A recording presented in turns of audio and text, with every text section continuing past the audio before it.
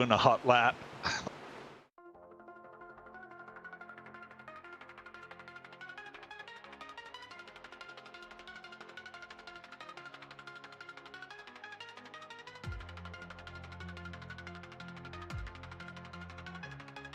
Crazy. What do we got? Are they gonna make contact? Is it Bolton? Oh! Bolton's gonna Oh! Bolton! Oh no! Bolton! What? Outlaw! Outlaw! Outlaw! Outlaw! That is mind-blowing. That was a hell of a race there, boys. 2 laps to go here at Kansas for the Outlaw Performance 150, ladies and gentlemen. 32 diving down low on the 95. We're gonna have a battle on the final lap here. Here we go, 32, 95 side by side. No more yellow flags, just straight horsepower. Here we go, back through the backstretch. Let's see who's gonna take this one home. I'm hoping they keep it as clean as possible. 32, looks like he's got to slow down a little bit. 48 down low. 32. Oh, is he able to get it? No, the 95 clutches the win. Dustin Haynes is able to take it home here at Kansas. Looks like Tyler Kay and Kenneth Gallman are going to be battling it out for the restart here at Richmond for the Down and Out 175. This has been one of the most exciting races we've been able to watch all season. Here we go. Pace cars off the track. We're going back to the Geico restart zone. Green flag. A little bit of bumping right there in the beginning. Jockeying for position 86 is Shane Cochran, trying to fight his way out to the front.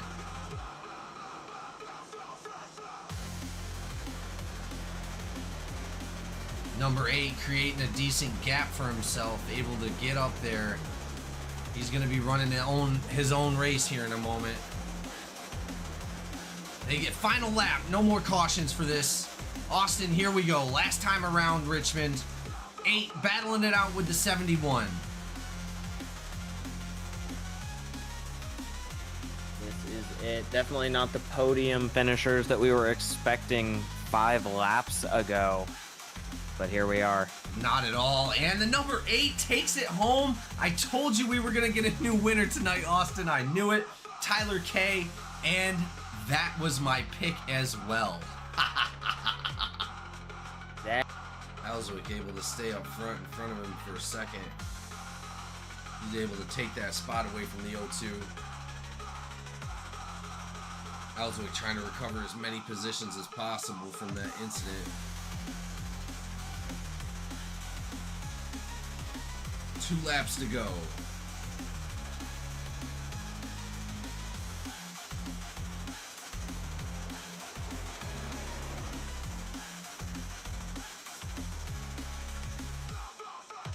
Harris able to get into that 4th spot temporarily. Justin Openchowski on his outside, rushing back through with that run.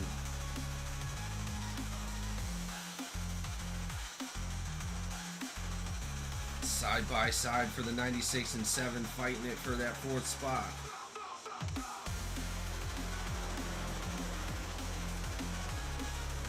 Bryce Fontaine was able to get that position on his partner.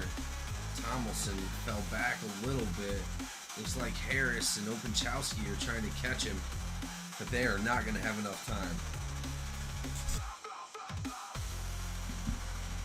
And our winner, ladies and gentlemen, is going to be Wesley Lynch coming across the finish line for the 2nd time this season, but taking the Lake Dog Home Inspection 225 by storm after that green flag pit stop.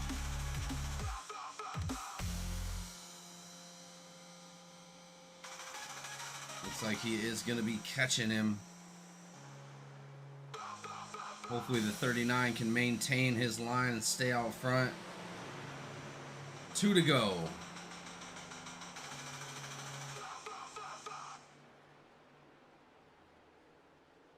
We cross for the white flag here. No more cautions after this. If he crosses this finish line, it is going to be the last.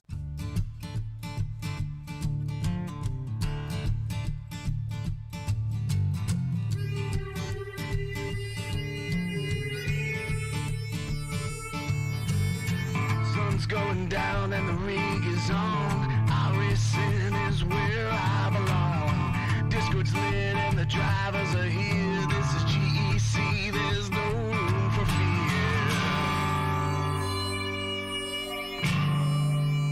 Green flag drops and the engines roar. 40 cars and we all want more. Mash the gases, we're on the line. Forward and we're feeling fine. Drifting close in a slipstream dance. Taking the corners in a high-speed trance. Tri-oval side by side. In this GEC League, there's nowhere to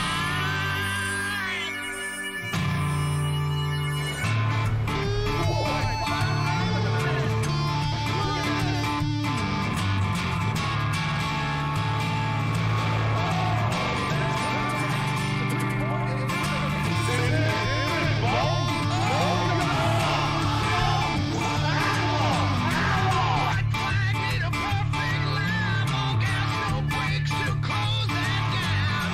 Checkered waves in the racing world. Another battle is over and done. Just to the booth, hope they like the show. Victory lane is all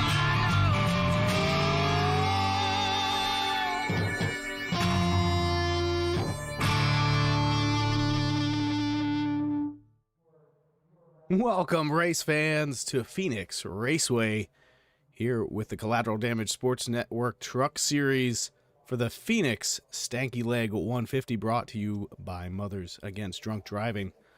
As always, I'm Shane Cochran up in the booth. With me, same as last week, Lee Kieran. Lee, how you doing? Hey there, Shane. Doing great. I think we're in for a totally different race than we saw last week. Not many cautions last week. I'm guessing this one's going to be pretty entertaining. Yeah, Phoenix always puts on a great show, especially under the lights at night with that big, wide dog leg. Just after the start-finish line, there's no out of bounds here at Phoenix. You're going to see cars 6, 7 wide when they need to be, being aggressive down on that apron. This is race 2 of season 8 here with the GEC NASCAR Truck Series League. Daytona last week, as you mentioned, not a ton of cautions, which was delightful and put on a great show for the fans and for all of us here. But Phoenix, this is going to shake it up a bit. 150 laps tonight before we head to Chicago, Road Atlanta, and Bristol coming up next. But tonight, as I said, 150 laps. Again, no stages. If you're a fan coming from last season, there's no stages here in season 8. We've got 5 additional tire sets. We will do up to 3 green-white checkers if we need to, and the fuel window somewhere between 51 and 54 laps, so it's at least a 2-stop race if it runs green, but I expect drivers to be in a lot more often than that. Tire is going to play a big role in tonight's race. I think track temp's going to be really important tonight. Like, we're starting off at a balmy 80 degrees. I think that's going to drop a fair bit during the race, so that will be interesting to see. Let's go ahead and take a look at our qualifying results if we can.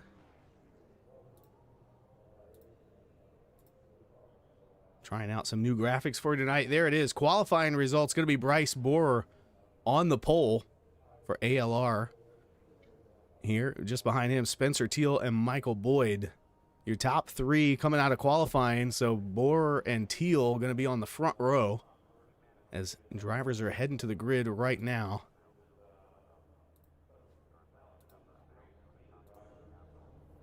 Looks like we're just waiting on a few more drivers to get going, and then we will be rolling here. Yeah, that's a great lap by Bryce. Really nailed it there. As the temperatures drop here, this place is going to get a little bit more slippery, so going to be interesting. Who's your pick for tonight?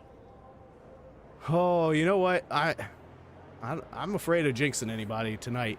Let's go ahead and do our starting grid. Then I'll make a pick after I look at all their beautiful faces. We got Bryce Borer and Spencer Teal on the front row. Michael Boyd and Jacob Hughes in row 2. Then it's Curtis Sauberon and Landon Cano in row 3. Steven Linger and Josh Ryder in row 4. We're going to cut this short because this race is about to get going. Here as the pace truck is on pit road. They're going to roll down the backstretch. It's Marcus Chafin and Robert Weibel rounding out your starting top 10. Then Kenneth Gallman, Ryan Elzey, Sahadak Jones, Martin Griffin, Brom, Osborne, Culleton, Seawright, Jessica Childs in 21st, Chris Jones 22nd, John Boy Hughes, Milinarski. That's a new one. We're going to have to work on that name. And their green flag is out. Borer all the way down to the bottom. And the we have caution trouble out back there. right away. Looks like Linger, the first truck involved. Actually, I've got a whole pile of trucks showing damage. Could be, let's see, Kano, Linger, Sahadak, Elzey, Martin, Jones, Griffin, and Brom, all with some contact. You can see the 41 still getting turned around straight. We're going to go back and see what happened there.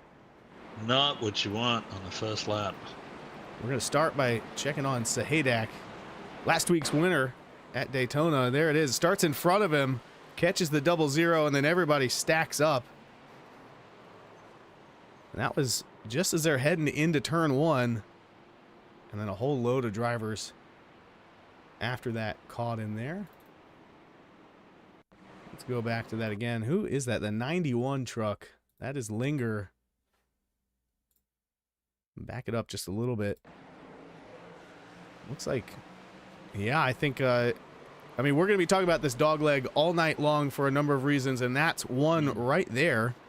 When you get to it, you know, some drivers are assuming that everyone wants to go down there, and in that case, I think the 91 was not interested in getting down on the apron, but the 45 thought he was going to. They get kind of sideswiped into each other. And that's just, I mean, really no fault to anybody there. The 91 certainly doesn't have to use the dog leg if he doesn't want to.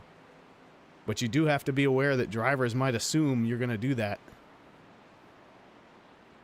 I was just looking at the trucks are similar with it. Was that teammates that got into each other then? I hope not. Well, let's go ahead and check our team summary there. No, I think Linger racing for Dirty South Racing. I think the truck on his outside was Kano. Okay. For IT and Out Esports Group.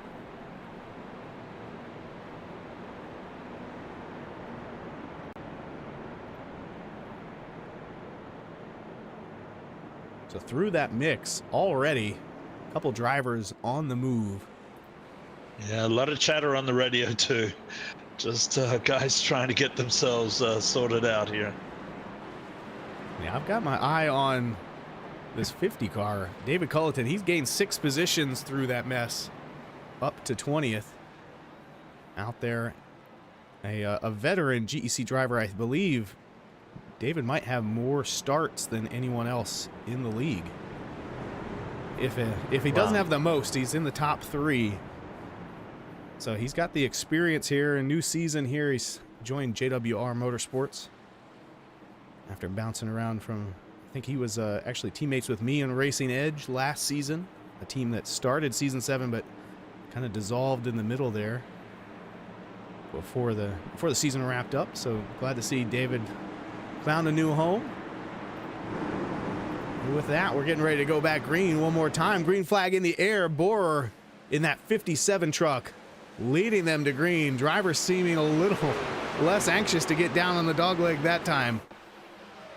A great start again by Borer. He nailed it last start and nailed it again this start. Second place is Spencer Teal. Another new name and fresh face here with the GEC Truck Series. And caution number 2 flies on lap 6. This time it is Griffin and Jones involved.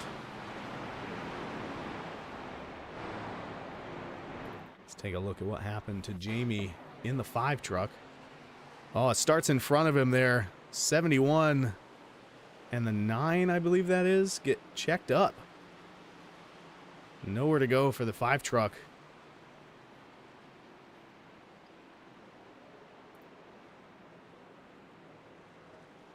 Let's take a look at that one more time from Jamie's view.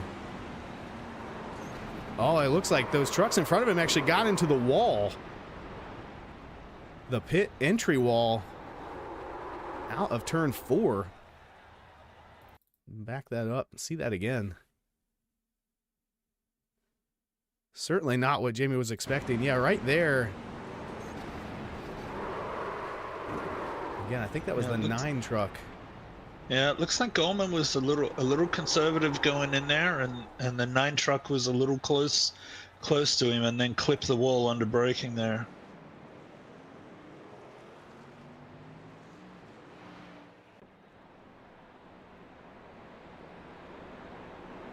Jamie got really lucky not to get into anyone else as he was going backwards there. Yeah, so Jamie Great was... job on the replays. Really great job. Yeah, well, I think last week we were having some bugs in the software, but this way it looks like, seems like they got it figured out. So Griffin's going to come off a pit road here as the field is pacing. He's going to stay on the lead lap, as will Brahm, who just came in for a pit stop. A couple of the more experienced guys in this race. It just goes to show there's nowhere to hide on some of these tracks. A lot of the field's quite big, and just playing conservative out the back doesn't help you sometimes. As we take a peek into the cockpit of that 5 truck, you can see Jamie not too thrilled with the way his race has started. We do have a handful of drivers sharing their living room, bedroom, closet, wherever their rig is, cameras with us today. I want to thank everybody for providing those. Let's see if we can get everybody up here. Oh, guess not. I'll try that again later.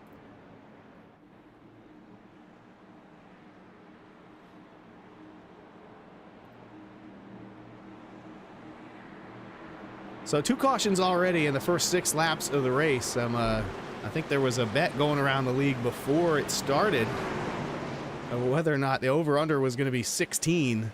Not looking good for the under right now. But it's still the 57 truck in the lead, taking the green flag for the 3rd time tonight. A better start by Spencer on the outside there this time. And then, of course, we have Boyd running up in big 3rd crash position. out back.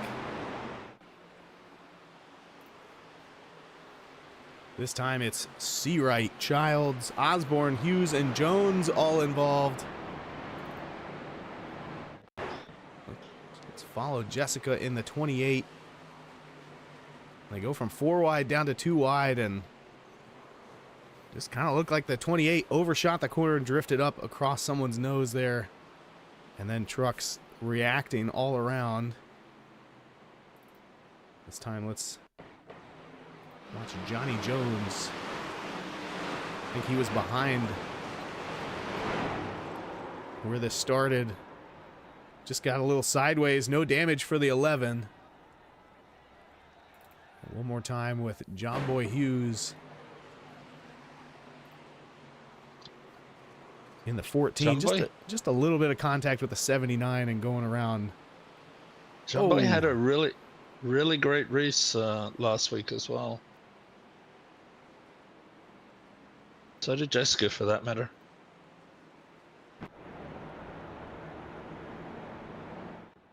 Three cautions in the first 10 laps. I mean, that's this is a little disappointing, but also it's what we expect at a track like Phoenix. In practice, it's just not the same as getting into the corners 3 wide, trying to find your braking point when you've got trucks blocking all your your visuals. We were just talking pre-race about how at certain tracks you can use telephone poles or flag stands, whatever it is. You kind of have visual cues in your mind that you're looking for, when to get on the brakes, when to turn the wheel all the way as hard as you need it. And when you're stuck in traffic, you can't see your marks to do that. And I have a feeling that might be what happened to the 28 that time. Yeah, it's a lot different going around this place in a pack as opposed to doing laps by yourself. It also looks like Linger in the 91 has picked up a black flag. Let's take a quick look at that. It's as he got on pit road. So Got to assume that was speeding. He's going to have to come in under green, I expect, to get that taken care of.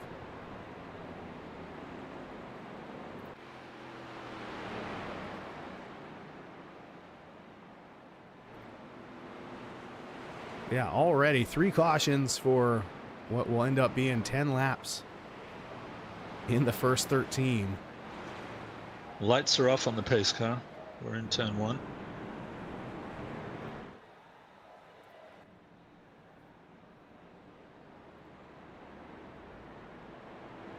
Yeah, track temps continuing to drop. You talked about that pre-race. Now, maybe the track's where it was. I think the air temp is dropping, though, so we'll have to keep an eye on those temps as the race runs on. Okay, here we go again. Let's see what this starts like this time. Come on, guys and girl. Let's get it together here. So for the 4th time, green flag is out here at Phoenix in the Stanky Leg 150. We're going back racing. Wow, great start again. 2 IT and out cars next to each other, back in about 5th and 6th.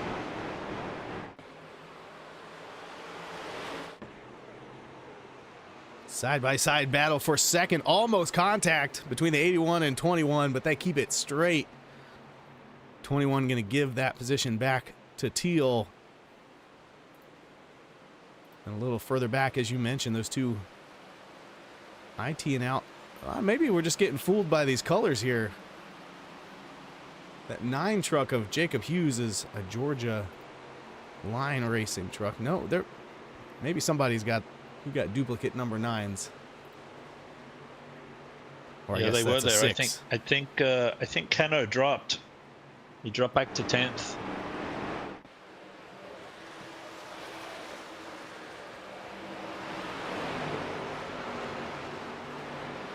I see Goldman coming through there.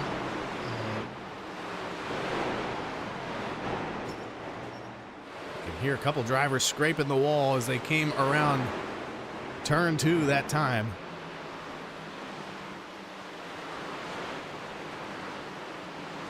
The 6 really high there. It's hard to pull it back once you get high up there. Battle heating up here around 10th. Dakota Osborne in that Ritz Cracker 79 down low. They were 3 wide coming through the dog leg. Get it sorted back to 2 wide here as Martin in the 6 gets by Kano in the 45. Up front, 57 still leading. Spencer Teal in 2nd, Michael Boyd in 3rd. Then Jacob Hughes in the 9. In 4th, and Sabron in 5th.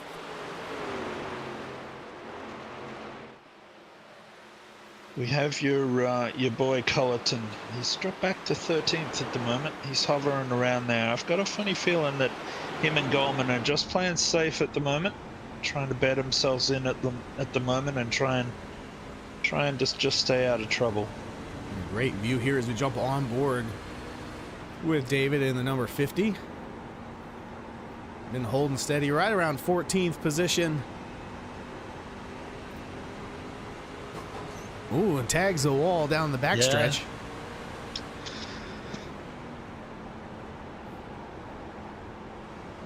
Yeah. These trucks seem more sensitive to tagging the wall now.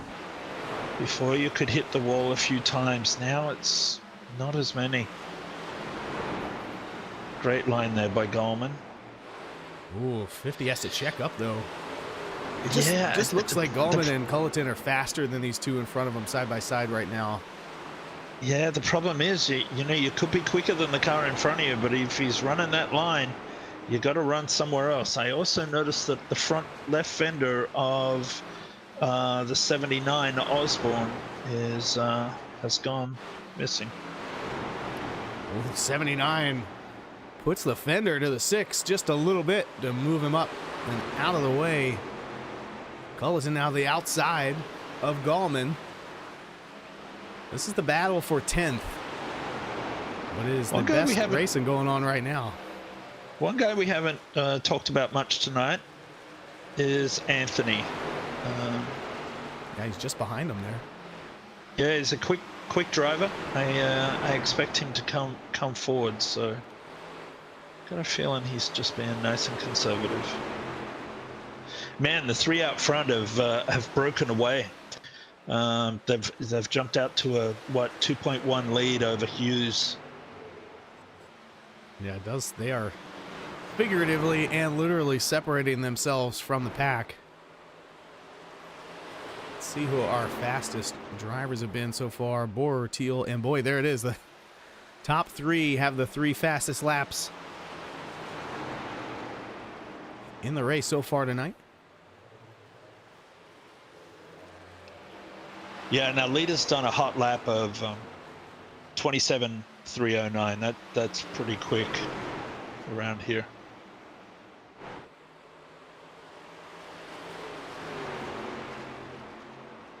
Looks like a battle for fourth starting to heat up as Sabron is catching Hughes. That's Jacob Hughes. He's also got Marcus Chafin right behind him.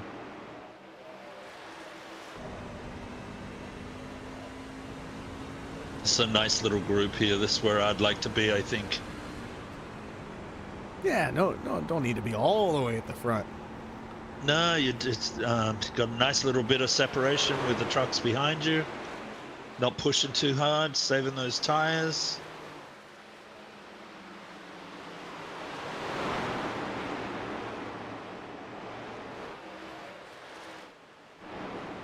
Sounds like Jamie has some damage. I heard over the comms. Yeah, he's back So that- in 19th. Yeah, he's still he's looking for a caution to see if he can get some more repairs on that truck. He's not that off the pace, but it might just be that the handling isn't there to feel Yeah. comfortable.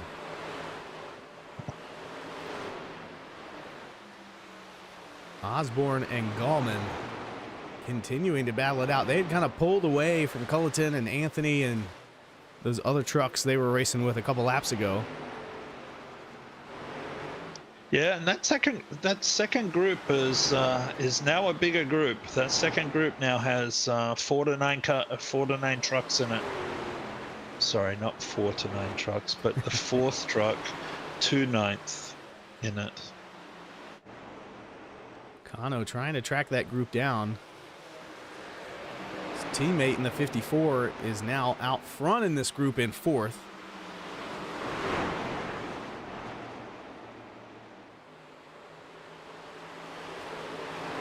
That's a really high line that the 51 of Chafin was running there.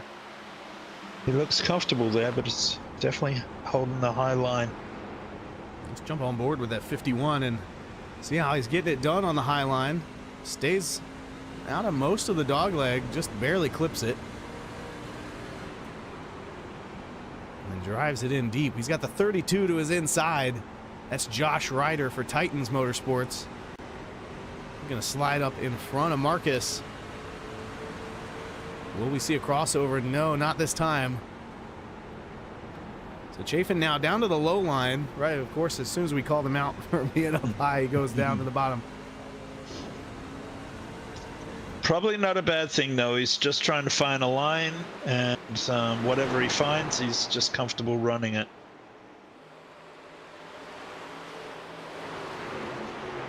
So as they run, 23 trucks still on the lead lap. Linger in the 91 is in the lucky dog position. Seawright, the only other truck, one lap down. And the 33 and the 28. Oh, it looks like Jessica has parked it for the night.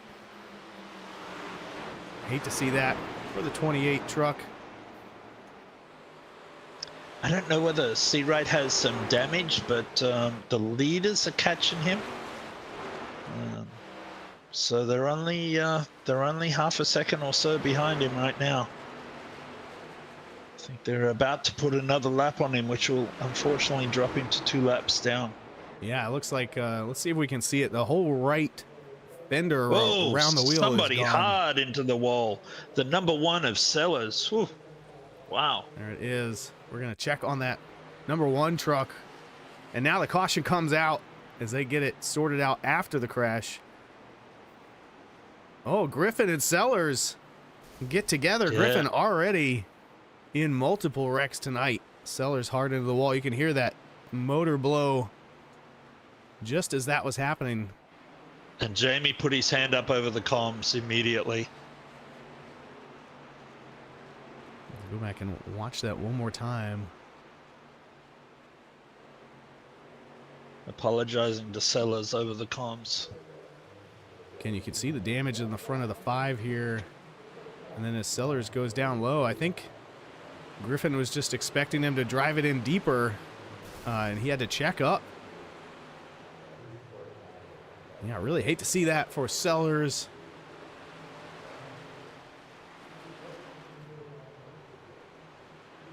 So also seeing, yeah, it was just those two. Nobody else with any contact under that caution. It was tough there. But that's going to save Sellers. Seawright. And I was just going to say, before that wreck happened, you can see that the whole right front fender is missing on that 15 truck around the wheel. And he was just about to go a lap down, as you said. So big break for the 15. This should let him stay on the lead lap. I'm showing him, or that might have, I'm trying to figure it out. Was he going to go 2 laps down? He was going to go 2 laps down. Yep. Okay. He was already a lap down.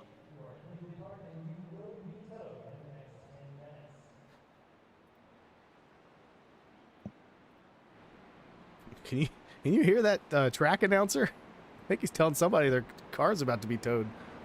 No, I actually didn't hear that. All right, well, I put it off long enough. I'm going to go ahead and make my pick tonight. I think, I don't know. I just have a good feeling about Spencer Teal. I know he hasn't gotten to the lead just yet, but he's looked really consistent. And for the lap averages there later in the run, I think he was a little bit faster than Borer. So I'm going to take the 81 here at Phoenix. How about you? Yeah, look, I think I'm going to take an IT and out guy tonight. I'm going to take Cano tonight. I think he's been a little conservative. He dropped a couple of places there a little bit ago, and I think he can come back and compete with these guys. So he's sitting back there in about 7th at the moment, but I think he can give these guys a run for their money.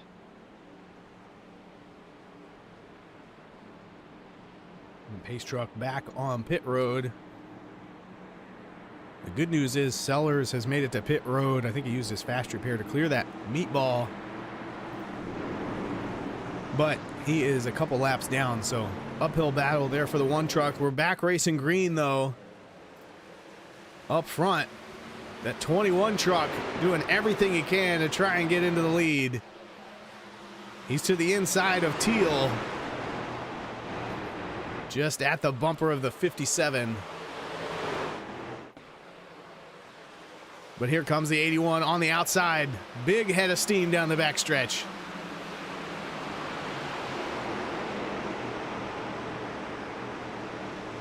Looks like LZ picked up a black flag there under that caution. Just had to stop and clear it.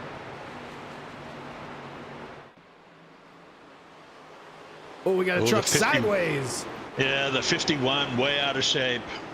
Chafin. He saved it though. Yeah, he saved it. He's under momentum again. So. No caution. He's back on the pace. Let's back up a lap and watch that. That was an incredible save. He's all the way down at the bottom of the dog leg. Then 3 wide on the bottom. Kind of gets cut off a little bit by the 32. And saves it. Great driving there by the 51. Cold tires, you think?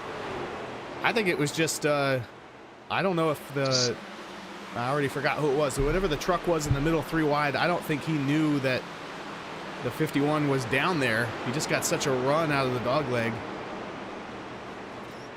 Up front, Borer still in the lead, but Boyd and Teal side by side for 2nd place.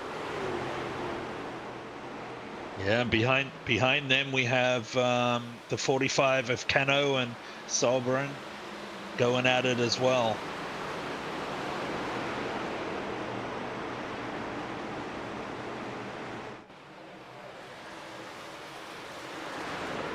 So interesting with the dog leg. Do you take it early or do you take it late? I think you got to take it as early as you can. I mean, And that's my opinion too. to me, it's all or nothing. Like if you want it, you've got to get down there early, and you got to get as close to that inside wall as you can to get all the advantage out of it. I think the issue is there. It messes up the next turn, doesn't it? Yeah, I mean, there's a couple places where you can get down to the dog leg safely, and then there's a zone where it really upsets the truck. The bump is a little too harsh. Yeah. So you kind of have to just make sure you miss whatever that is. I always get a little bit worried when I go too shallow that it's going to mess up turn 3. My entrance to turn 3 I like as a nice smooth arc. It definitely messes up my turn 3 entrance. All right, so the leader is starting to get spaced out. But back here around 5th, 6th, and 7th, a great race going on. 32 truck of Josh Ryder trying to get around. Jacob Hughes in the 9 and Landon Cano in the 45.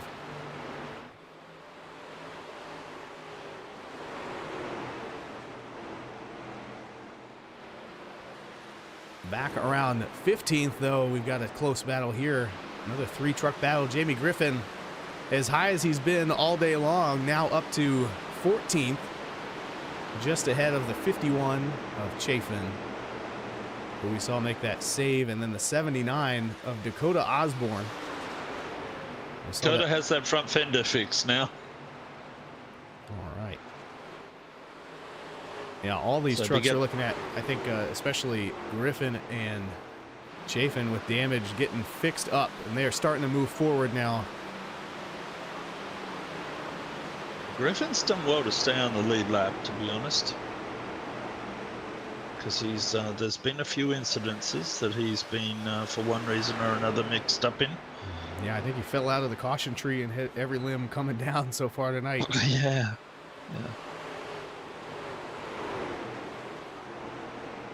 Yeah, so you heard our picks. Folks watching on YouTube, let us know who you are pulling for and who you think's going to win this thing if those two things are different. I haven't been to the comments yet on the page. Just going there now. Boyd starting to work on the back bumper of Spencer Teal in the 81. We're going to jump on board with the 21 truck. Menchaca's out in the on the board saying go skid mark, and how excited he is to see this one. Totally agree. Also Cameron Craig out there. A big hello to him. He was in the Nazra event this week, which we had a couple of the cup guys in there, and I believe Sipple ended up finishing second in that. What a great effort from him. Yeah, I was chatting with another broadcaster over in the broadcasting software Discord, and he mentioned that he was doing that race. Had peeked over at it and saw Nick running up in the top 3 and then bringing it home second. Great race for him. He did, and Craig had actually won the first heat and had the mark on all those guys there at the beginning, leading a lot of laps. So. Great effort from those guys. Just shows how strong this competition is. And that truck that just went by is Jonah Seawright in the 15. Still carrying some damage. That's going to put him 2 laps down now. I should also add that Nick did so well that if it wasn't for Nick, the guy that won, can't remember who it was, wouldn't have won because Nick pushed him to the win. So it was a great effort.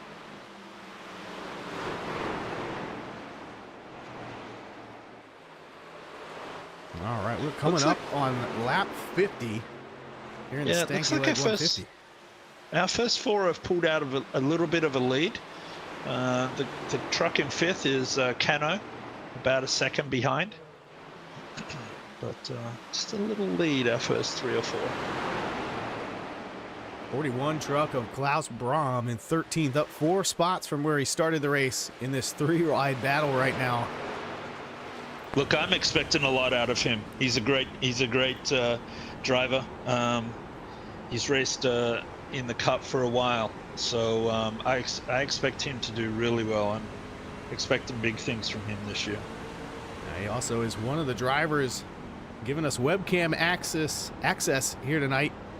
So we take a look at Klaus. I mean, nothing but intensity there in the 41. You can see just how hard it is to manage the bumps through the dog leg and stay out of that truck or 2 or 3 on your outside.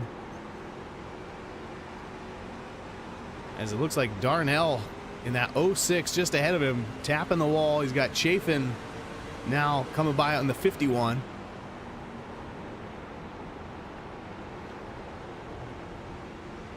Great views here Yeah, that is a great view. from Klaus. Appreciate him sharing that with us. 3 wide. 3 wide there. 3 wide as you come off that corner is not much fun. Again, just look at his steering wheel. I mean, nothing is easy about this track. As now he's coming back to the inside of the 51. He's got to watch his inside, though, as the 79 tries to peek in there. He throws the block, just as I said it. Yeah, this is a good little group, this group. We've got Jamie back there, and we've got Anthony behind Jamie.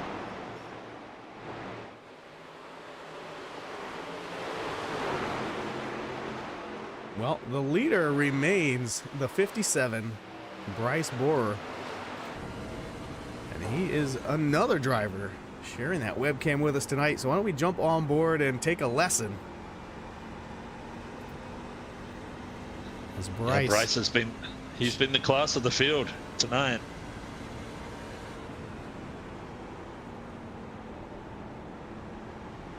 he's got, looks really romantic there in that rig. Nice and dark. See how focused he is. That monitor's got to be 80, 90 inches wide. Yep. And again, Thank you, even Bryce. Keep it up tonight. You're doing a great job. Yeah, I mean, he has not been out of the lead yet. That's the best way to stay out of trouble. Put it out front.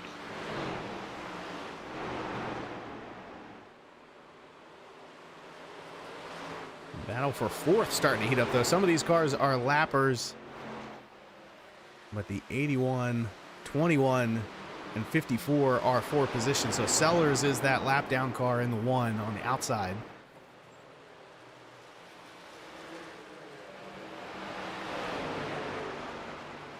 So 56 laps of 150.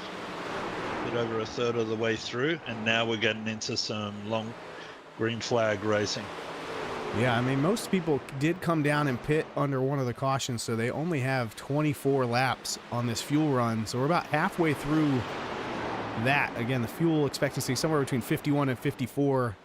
I'm seeing some heavy contact between Seawright, Griffin, and Milnarski that lap. Yeah, this is that same group. It's a pretty wild little group.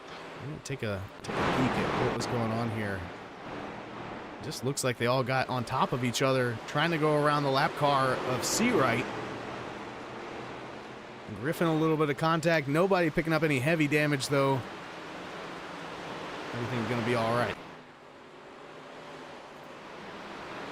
But then look at this Hornet's Nest. Yeah, I noticed Klaus was up high there. Darnell in the wall again. We saw him do that a couple laps ago when we were on board with Klaus. It's going to cost him a couple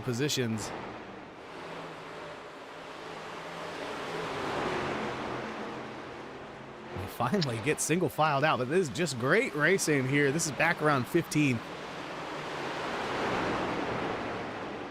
I see in the chat that Menchaca has picked one of his teammates in Goldman in the 71. I mean, Gallman up to 8th, started 11th, having a solid race so far. Could be a wise pick.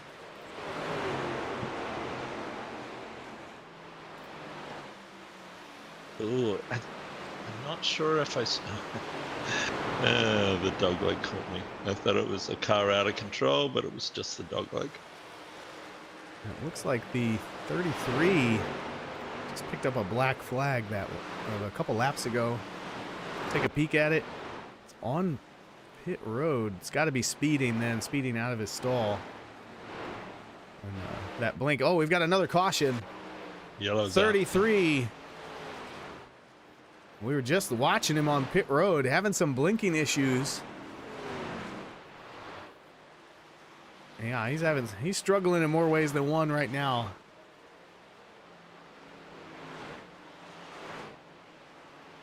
I think he was the only one involved. Just looks like he spun, maybe coming off pit road. Let's take a look. Yeah, he just came over the comms and said he's not sure what's going on, just really loose. I can see, I mean, he's blinking off the charts in terms of network connection, so he's going to have to get that addressed, or race control is going to park him for the night. So I expect to see everyone on pit road after what we just saw.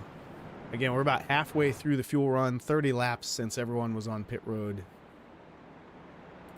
You got to come down. The question is, do you take tires or not?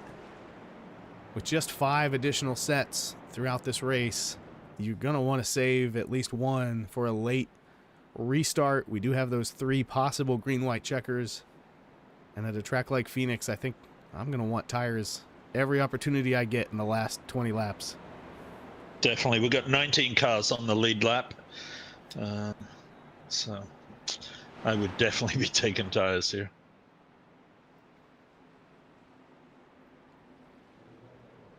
Let's take a look at Bohr. So he took 4 tires back around lap 32. It looks like it's going to be a 4-tire stop here. And that's kind of right on pace. If you got 5 additional sets, you can use one every 30 laps or so. So 4 tires again for our leader.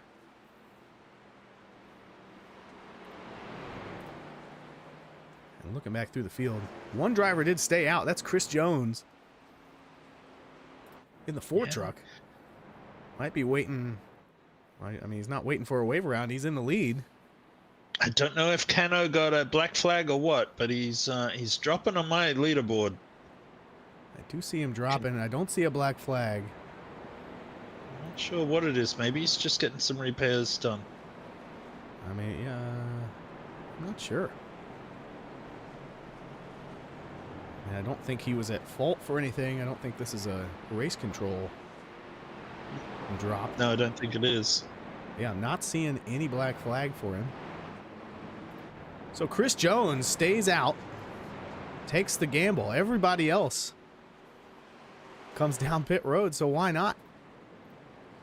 Good job, Chris. Let's hold on to it, buddy. It's going to be pretty sketchy in this first few laps. I mean, it just jumped him from about 18th to the lead. He's still got 20 laps of fuel.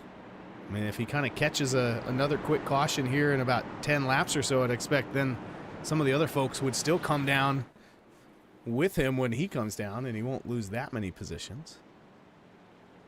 I see Cano on the inside. Maybe he got an EOL.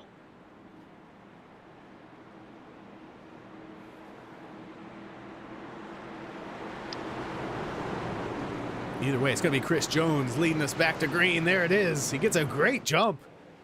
Yeah, great jump. You know, he has old tires, but they're warm tires,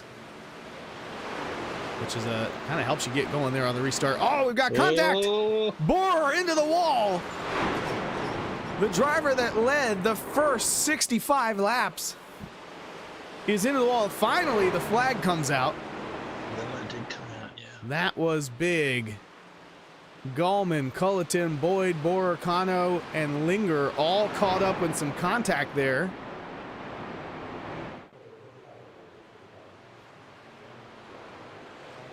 Let's see, who do we want to... Let's jump on board with Borer. Oh, yeah, it was... They just kind of... Let's back that up a little bit. It looks like as they come out of the dogleg, the 4 truck just does not have the speed. Maybe he missed a shift. And that just stacks everybody up. Boyd goes around on the apron, Borer up into the wall. Looks Culleton's bumper is pressed in on his truck. He ran into somebody.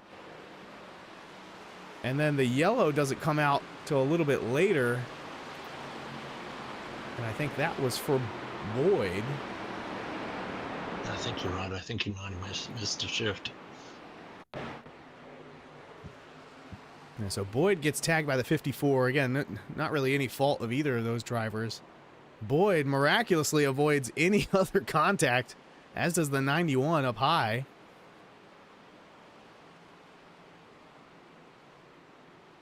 So let's go back. We'll jump on board with Borer and see what it looked like. The 4 truck got such a good start and then just lost all his momentum heading into the turn.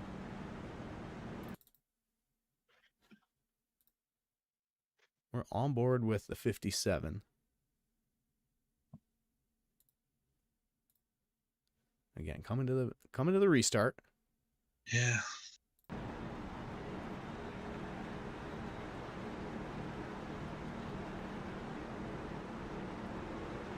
Yeah, great jump by the 4.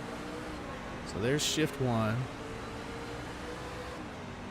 I mean, you should be in 4th gear.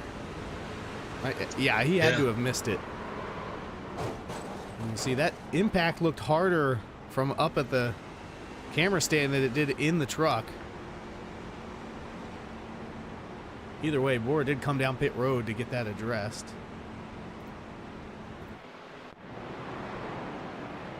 So that's going to drop him all the way to 18th.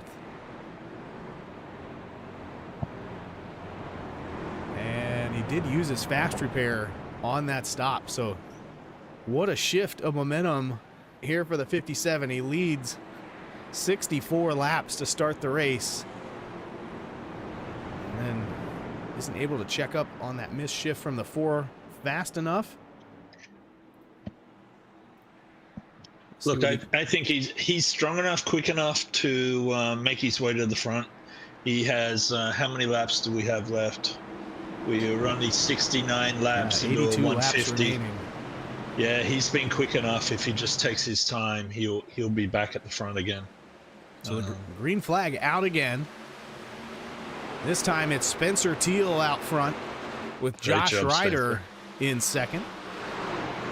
Chris Jones continuing to fall through the field. I think that gamble is not going to pay off for him. Oh, a couple of trucks into the wall. Osborne, one of them. Everybody behind him goes 3 wide to avoid contact, and they do it successfully. Here comes the 57. Some big movers here. I noticed Jamie's up to 7th. That's a pretty big move for him.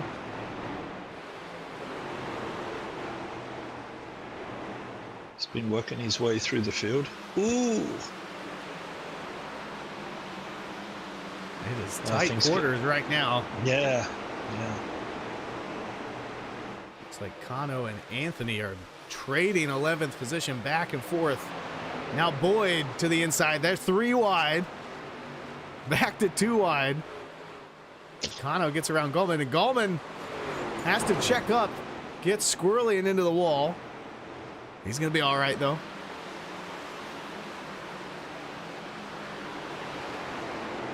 Now Hughes under attack from Borer, already up to 8th. Is that 57? He is on the move.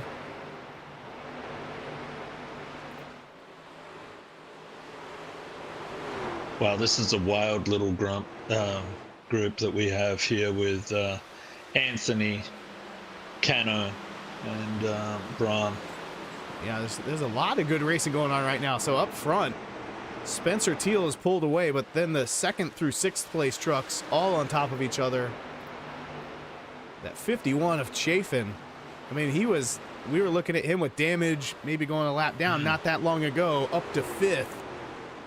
Great recovery for the 51. You already mentioned Griffin in the 5. He's up to 8th. I mean, he was in multiple wrecks when this race got started. Anthony in the 42 still battling between Brahm and Osborne.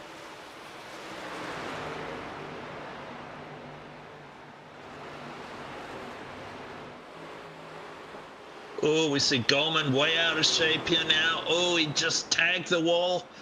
I'm not sure if that'll bring out a yellow. He got out of shape.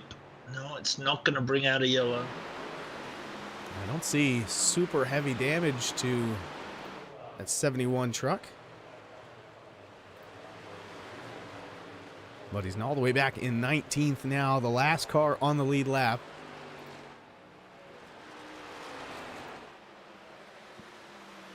Everybody's starting to get spaced out here as we're 12 laps into this run. Well, we do a little bit of a team rundown. Out front, Spencer Teal. I'm showing him not associated with any teams yet. So if you're recruiting, you might want to snag this 81 truck driver. Then in 2nd, Curtis Sabaron for IT and Out Esports Group. Got his teammate Landon Cano just outside the top 10. Curtis has had a solid night tonight. He's been up in the top 5, top 8 all night. And Josh Ryder running 3rd. He's having a great run for Titans Motorsports. Then Jacob Hughes and John Boy. John Boy had been running up there in the top 10 most of the race. Josh Eller in 28th. I'm not even sure he started this thing. And Chafin for Tribe Motorsports, running 5th. Robert Weibel, that's a name we haven't said yet tonight, but he's running 6th. Got his teammate Michael Boyd in 9th. Linger back in 17th. We saw him in a couple of the earlier wrecks. Borer has made his way to 7th. Working on the back bumper of Weibel now. Then Jamie Griffin, teammates with last week's winner, Walt Sahadak at Stitley Motorsports. Jamie back on the charge after early incidents. And then, man, it looks like the highest running skid mark driver right now is John Anthony. We just saw those issues for Gallman, and Childs has parked it for them. Then Colleton, Elsie, Seawright, and Sellers all out there for JWR Motorsports. Culleton still with a little bit of damage to that grill area, but he's leading the way for JWR. We do have one outlaw performance driver of Aaron Martin, running 23rd though. Currently 6 laps down. He got caught up in some stuff early on, but he's still out there logging laps, and that's what you got to do in a long season with a points battle like we have this season. No, kind of doing the same thing NASCAR just announced this week. No more winning you're in to the chase. You've got to point your way in, so every position matters in every race. Doesn't really matter how many laps down you are. I think most of us like this idea. Winning you're in was, you only had to get lucky once. Kind of like the idea of earning enough points to earn your spot. Look, I'm really impressed with Bryce. Bryce is up to 5th now, so he definitely has the pace. In just 11 or 12 laps, he's shot all the way to the top 4. Yeah, and looking at that position chart, you can see just how many positions he made up early on this last green flag run, then kind of stalled out around 7th. Now we're up to 4th, like you said. And sometimes when you get wrecked, You drive with a little more passion than you were when you were just cruising along out in the lead. So still a lot of time for him to get back to the lead. But right now, it's Spencer Teal out front. He has not dropped below third all race long. Spencer, enjoy your time because Bryce is coming. His truck's clean. It hasn't got a mark on it. So that's great to see. He's really raced nice and clean.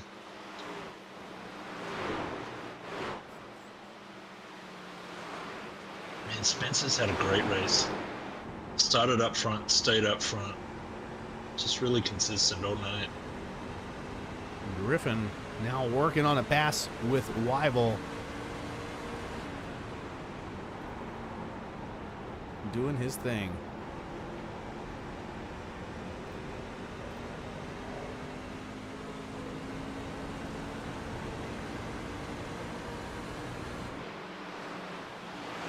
So what do you do if you're Spencer?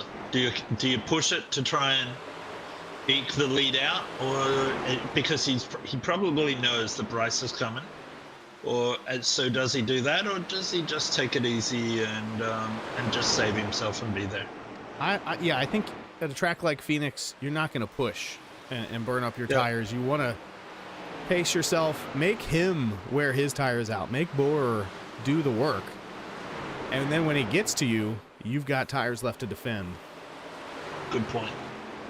And the gap is pretty big, so Borer is about 4 seconds back from Teal. And last 3.6. lap, I mean, right now, well, it's updating kind of, let's do a five lap average here. So Borer is the fastest truck on track, but only by 0.02 to Teal. So I don't think Spencer is sweating the 57, at least not yet. Now, are we done with cautions? I don't think so. And if we're not done, even if we are done with cautions, we're not done with pit stops. And that's just so many opportunities for contact or penalties, missing your pit stall, all these things that can go wrong. And that 4-second lead can evaporate pretty quickly. So I don't think Spencer has anything to worry about right now, but he just needs to stay focused. Yeah, it will be interesting to see how much of his tire Bryce is using to get up to him. I know the gap's now down to 3.2, so he's still closing. 3.1, man, it's dropping just as I look at it.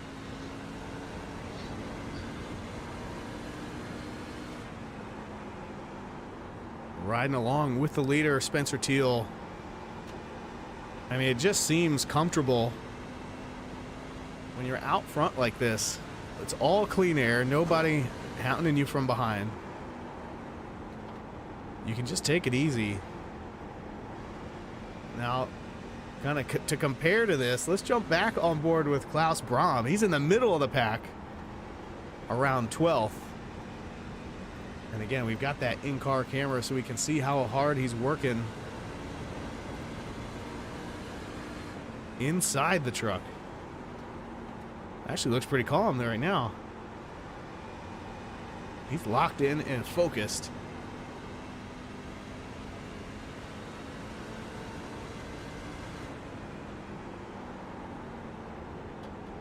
Third place, Borer. Again, he's doing everything he can to try and catch Sauberon and Teal. We got a yellow out. And there it is. Not sure what it's for. I see Chris Jones jump to the pits. That usually means something happened. So I've got Gallman and Jones both with a little bit of contact just before that caution got started. That was a couple laps ago for Gallman. So I think this one's on Jones.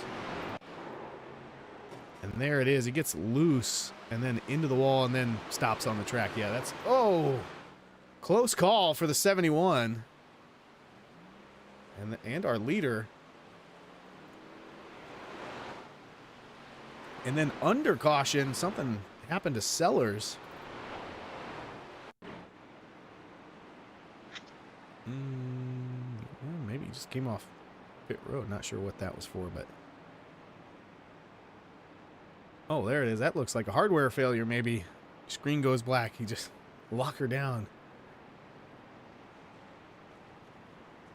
He's got it rolling, though. All right, so Spencer Teal, along with everyone on the lead lap, going to come down pit road. Man, What's that it was a gonna be really this smart. time? Yeah, that was a really smart move of the four to jump to the pits, because the only thing that was going to happen there was that he was going to take the leaders out. So great job by him. So 94 laps down. We got 57 to go. We've had 7 cautions so far. Now here's where it's going to get interesting. If you like to gamble on fuel, which I do, these numbers are looking really tempting here. 57 to go. I think pre-race I said it was 51 to 54. And I think you could stretch 54 to 57 if you wanted to really gamble and skip that last gas and go. Man, you could. I could never run that. I don't know how you do it, but I tell you what, it's addicting. Just one time, I mean, this was back in probably season 3 of the GEC eNASCAR League. I ran a fuel strategy at Kansas and stole a race away from Jamie that he's still upset about. And I was turning the truck off all the way through the turn and only half throttle on the straights and just barely made it. And once you do that once, that sticks in your head. So every race, I know I try to make a point to know what's the fuel window, how far can I stretch it, and then when it's 1 or 2 more laps, I convince myself I'm going to try it. yeah. But this is shaping up to be a really good race here at the front. Yeah, so we're 1 to green as they come out of turn 2. We'll see. If anyone's going to try that fuel strategy, the giveaway would be if they came down and topped off. And I don't think anyone did. Everyone came down lap 93 and then stayed on track afterwards. So it doesn't look like anybody is flirting with that fuel strategy just yet. But if we catch another caution, then I think you definitely get closer and we might see a hodgepodge of trucks coming down to get fresh tires and those staying out on the track to maybe try and stretch their fuel. Either way, the 57's back on the front row. On the outside of Spencer Teal is Bryce Borer. They've got Sabron in third, and it's really been, you know, these two drivers at the front. Excuse me. Sabron been doing a great job. I don't think he's dropped out of the top 5 all night. And speaking of the top 5, here comes Jamie Griffin. Yeah, I was about to comment. Jamie's right where he wants to be, I'm sure. Up 12 positions from where he started, but up, you know, really 20. Oh, Sabron goes around. Caution is out. Well, another truck hit the wall down on the inside, trying to avoid him. Let's see what that one was all about. Looks like yeah. He's running in third there, running the low line right at the yellow line. And then did the 57 get loose and he reacted to it? Let's back that up. That's what I think just happened.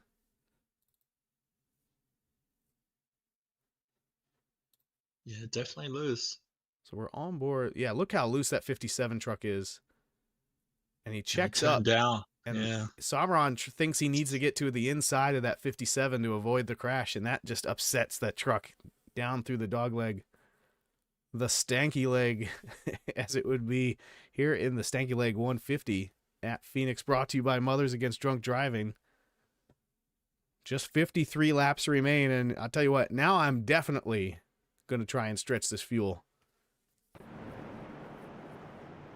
Look, Curtis is in exactly the same position Bryce was in only a few laps ago. I think he can also push his way to the front. He's been just as quick all race. So it'll be interesting to see his progress. And it looks like there was a second kind of bunch of contact there under that caution. Let's see if we can take a look at that, involving Martin and Culleton.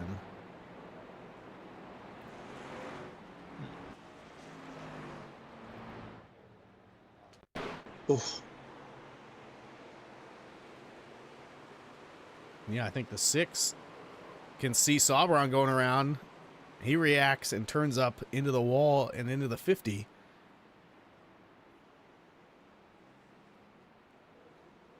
I think Culleton's grill was already pressed in anyway, so maybe he can get everything fixed up at once.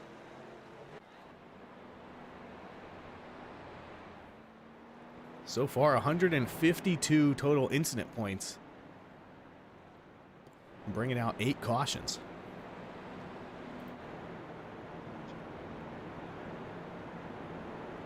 And at least for a lap, Teal was able to hold off Borer. Yeah, Spencer had a good start that last restart. And he put the pressure on Bryce. Bryce was asking too much of his new tires.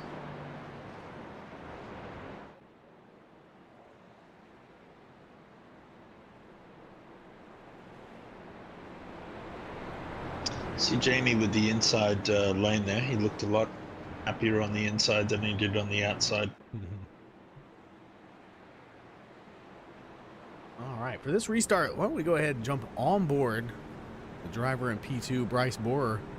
He's led 64 laps already tonight, caught up in an incident, dropped to 18th, has driven his way back into the front row here on this restart on lap 100. 50 laps remain in the Mothers Against Drunk Driving Phoenix Stanky Leg 150. I want to thank everybody for tuning in and watching on YouTube here on the GEC eNASCAR YouTube channel with the Collateral Damage Sports Network Truck Series.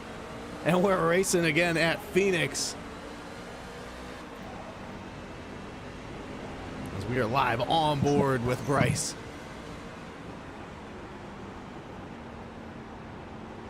What a great angle. Oh, trucks are loose. Teal tags the wall. Sparks are flying. See, Bryce able to drive a lot deeper there into turn 3, right at the bottom on the yellow line, as Teal was about a half truck width up. Doing the same thing here in 1 and 2, just poking out that nose to get clean air, but that's going to get the truck sideways.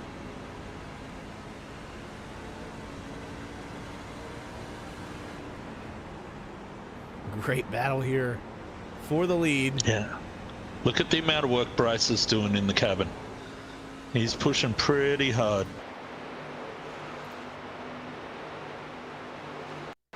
And back behind him. So Teal just ran the fastest lap of the whole race, a 27.29. Right there. Fresh tires in the lead and under pressure from the 57. We got him fired up. Boyd maybe taking a peek inside of Jacob Hughes. Oh, and the caution's out again.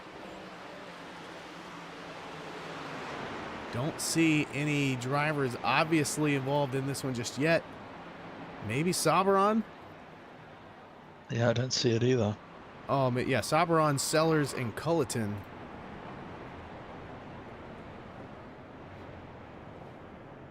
Let's see what we got here.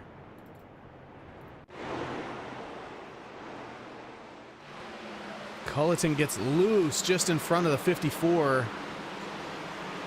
Man, we were just saying that Curtis was in the same boat that Bryce was in earlier, but Bryce was able to gain positions on the restart without getting into getting caught up in any other incidents.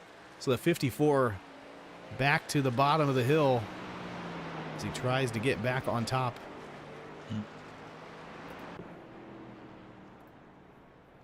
Look there, he hadn't dropped below 5th since the start of the race until that last caution where he turned down under the 57 through the dogleg, expecting the 57 to wreck. And that's got him all the way back in 20th now.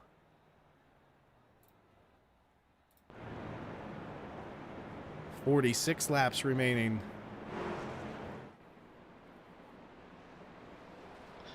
Well, so much for my guess that the temperature would drop.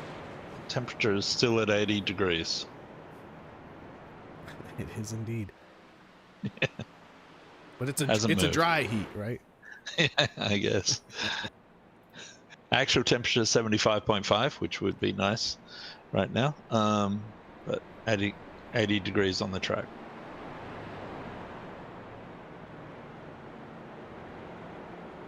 And while we were riding on board with the 57, Jamie Griffin made his way up to 3rd He is starting to be the lurking long shot driver here. After being involved in so many incidents early on, he's got 18 incident points. Spencer with 0, Borer with just 2.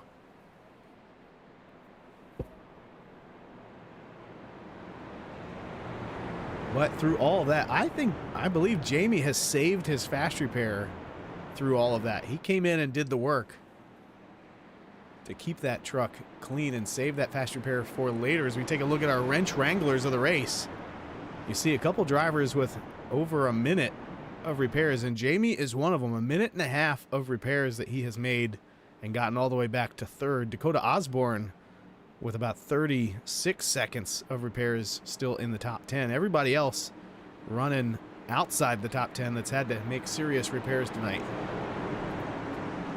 Just out on the chat. Oh, we'll go there in a moment. Green flag back out. Spencer Teal continues to lead. Borer in a close second. Jamie Griffin now up to third, but he's got Josh Ryder in the 32 on his outside.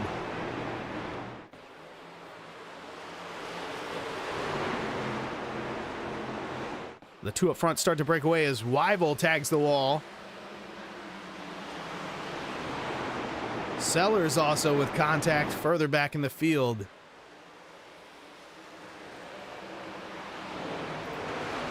I mean, they're 3 and 4 wide. There's somebody down on the apron. I think that's Culleton. He's now a lap down.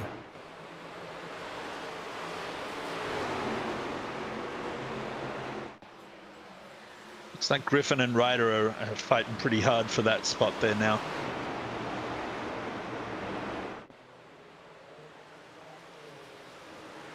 Griffin starting to pull away in that 5 truck. As they get it sorted out. Back here around 13th, though, they're still 2 and 3 wide. Brom running in 12th. Oh, and that's Wyville hard into the 53. inside wall. That's going to bring out the yellow, the 10th caution of the night. Here in the CDSN Truck Series. Go back and take a look at what happened there.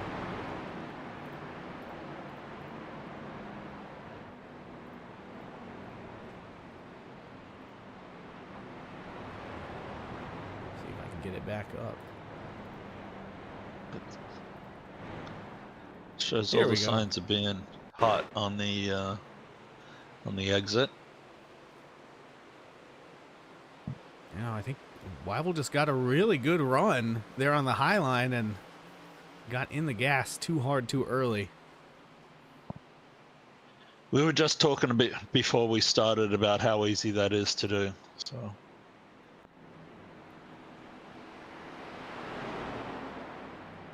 All right, here it starts to shake up, Lee. Spencer Teal and Bryce Borer, along with most everyone on the lead lap, just came to pit road. 5 truck did not.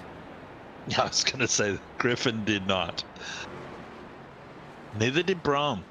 So both Griffin and Brom pitted 17 laps ago, back on lap 93. They would have to go 57 laps to make it to the end. They might be trying to do that. But look who's in third. Jonah Seawright was, I think he was 2 laps down earlier in this race. How did you get up there? He has come back to the front, made his repairs, got that fender duct tape back on or a new one put on, and now he just stayed out. Let's take a look at his position chart here. I mean, he starts around 20th, climbs into the top 15, then gets wrecked. Goes 2 laps down at one point, as low as 26th. Makes some repairs, then a 4-tire stop. He goes fuel only, and then stays out under the last 3 cautions to find his way up to third. And I think if you're, if you're Borer or Teal, you've got to be a little bit worried after what happened to Borer earlier in the race when someone stayed out up at the front. But now I'm looking back through the field. Borer is in 5th. So he's poised to get back to the lead, but Teal He's all the way back at the back of the field. See if we can figure out what happened to him. Must have been speeding. I didn't see any black flags.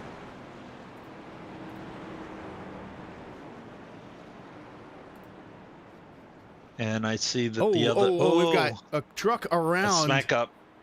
It's an ITN out truck. It's Cano.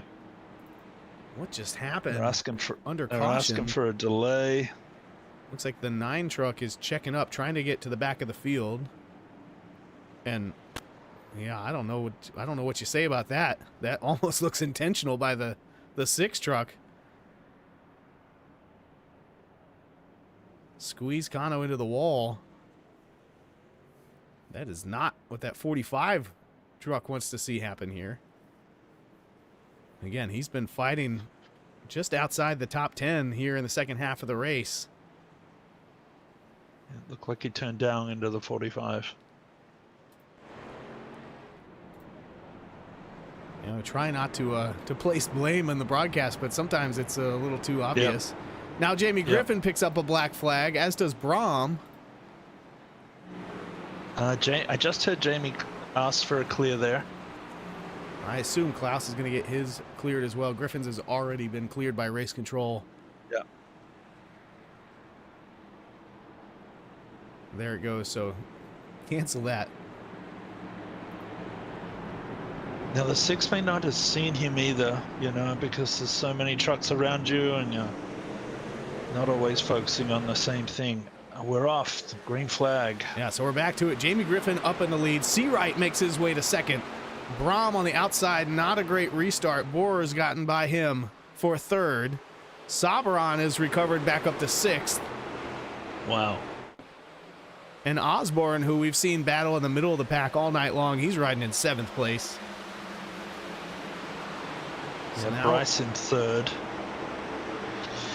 So between he'll be Griffin one to and watch. Bohr is a 17-lap tire difference. That's not nothing. So we see Bohr is already by Seawright. He's going to slide up in front of him and take away second place.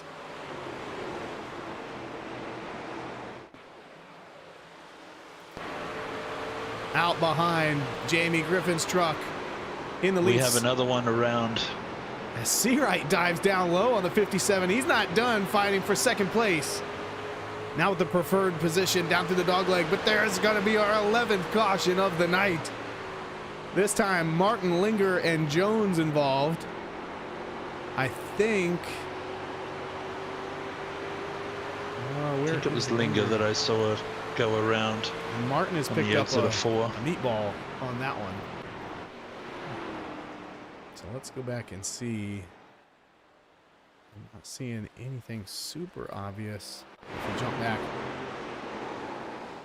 Ooh, the 6 and Linger kind of just slapped doors, and that sent the 6 into the inside wall. There goes some parts. And he picked up the meatball there. He's going to be done for the night after already using up his fast repair earlier in the race. And so luck starting to run out for multiple drivers as this thing starts to wind down. We still got 34 laps remaining. I want to thank our sponsors, the Collateral Damage Sports Network, providing all the custom graphics here tonight on the broadcast. Laughing Llama Wraps from our own Walt Sahadak. If you need any custom paint schemes, reach out to Walt. He's also now doing some AI-generated pictures of your truck or car in the garage, driving down the winter circle. I saw Walt, he won Daytona last week, posted a really cool-looking photo of himself in the Daytona victory lane with that truck. So if you're interested in any of that, reach out to Walt at Laughing Llama Wraps. Also want to thank Mothers Against Drunk Driving, a longtime partner of the GEC NASCAR League, as well as the National Fallen Firefighters Foundation, who has joined us this season.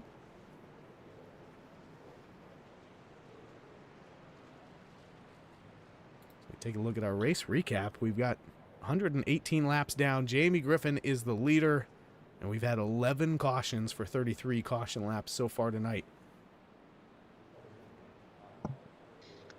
Just a couple of shout outs on the on YouTube. I have Felix shouting out for IT and out, asking to bring it home. and Chuck Wharton, let's go race time. And then Darian Bruce, come on, Dirty South guys. It's always fun to see the drivers that race in our other leagues or our other ARCA or Cup, putting comments out on the chat. Yeah, if you like what you see tonight, tune in Thursday night for our Cup Series. We're going to be at Dover, shaking up And the that's schedule. that's gonna be interesting. Yeah, next gen cars at Dover. It's just going to be all about the right front, and it's going to be tight. And then if you're looking to join GEC NASCAR, but Tuesday and Thursday don't work out for you, or you're looking for a little less steep learning curve, you can check out our ARCA Series races on Monday. Not currently broadcast, but it's open to new drivers as well as Truck Series drivers and Cup Series drivers. So join the community, get to know all the drivers out there. Anyway, we're coming back to the green flag. Jamie Griffin's out front. He's got Bryce Borer to his outside, Jonah Seawright in third, and Josh Ryder is fourth. Green flag is out. Jamie with a great jump. That's going to let Seawright pull up beside Borer as well. Great start by Jamie. Took an unusual line there, but great start. Seawright battling hard here. The 57 got by him on that last restart, but then Jonah able to fight back. He gets a little loose there. Has to check up. That's going to let the 32 to his outside. And Boer's got a fender on Jamie. Up front, 5 truck versus the 57. 30 to go. Side by side there. I don't think they made any contact that time. But if they stay side by side, I know both of these drivers are not going to hesitate to defend their position here on the track. Well, it's going to be tight here. Bo's going to get him into 3 here.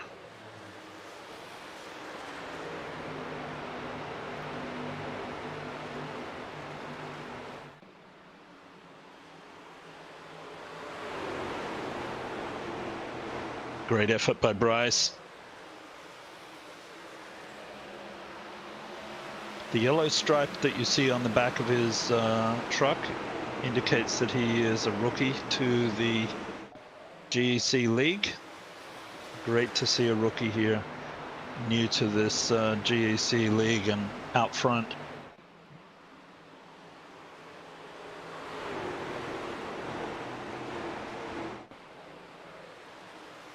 Oh, sorry. There we go. We got a car sideways. John Boy Hughes in the 14 into the inside wall. You can see that fender pushed in a little bit. He hit that pretty hard. I was surprised there wasn't a yellow there, but he must be still under speed. Yeah, and credit to that 14 truck of keeping it straight. Brahm scrapes the wall. Just behind him, he's got the 79 now peeking to the inside. That's Osborne. What a great job by Sellers. Sellers is in third. Sorry, not Sellers. Seawright. Jonah's in third, and he's done a great job. His tires will be a little bit older than the other boys.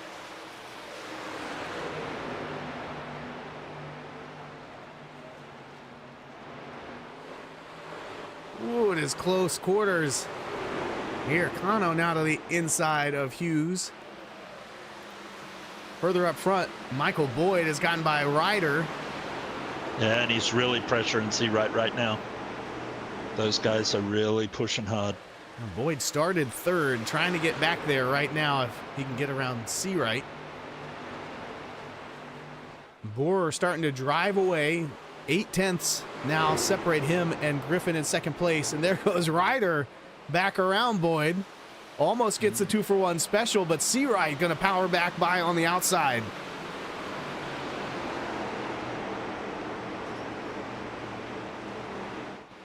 Ryder's got Jonah here.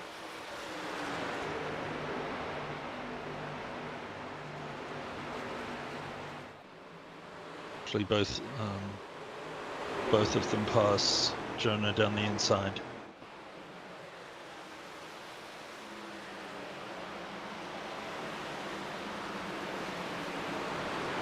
These three are just trading it back and forth. Musical chairs.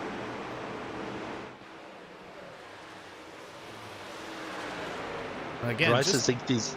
Oh, go ahead. Bryce has eked. Sorry, yeah, sorry about that, mate. Bryce has eked his lead out to 1.2 there now over Jamie. And as these three have been battling, the folks behind them are starting to catch up. And that includes Spencer Teal in the 81. He has recovered from whatever dropped him back into the field. He's up to 7th. And he can see 3rd place, which is currently held by Michael Boyd in his windshield. And it's just great racing all through the field. A little further back, Hughes and Osborne still battling it out. The 51 of Chafin has recovered to 8th, just behind Teal. Then further back in the pack, Linger, Anthony, Sahadak. 27 of Elzy. All stacked up with nowhere to go. Teal now around Seawright for 5th place. Multiple trucks tagging the wall. As everyone knows, it's time to go. There's just 21 laps remaining in the Stanky Leg 150. I think those tires starting to wear out for the 15. Although Griffin is still making it work up in the clean air. Sabron around, or sorry, not around, just to the outside, trying to get by the 15.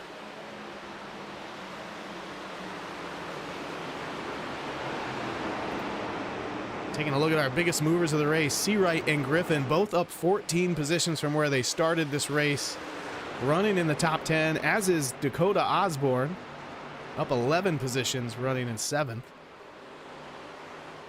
Drivers doing everything they can now as the laps are winding down. Teal trying to get around the 32 of Ryder, who is not going to give up 4th place easily. Boyd now starting to separate from the pack and trying to chase down Jamie Griffin in the 5. Almost 2 seconds separate 1st and 2nd, and 2nd and 3rd. As a clean air early in the run has really just let those drivers kind of run away with it.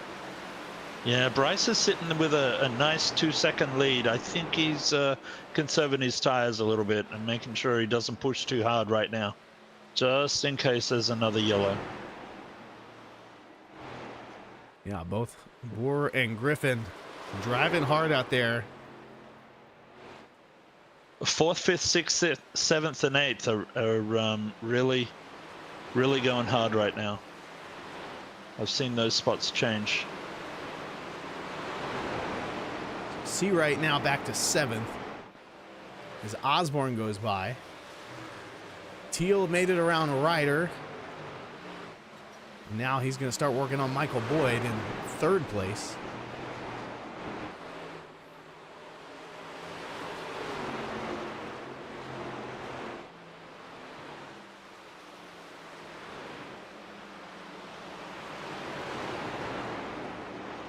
Still got 19 cars on the lead lap.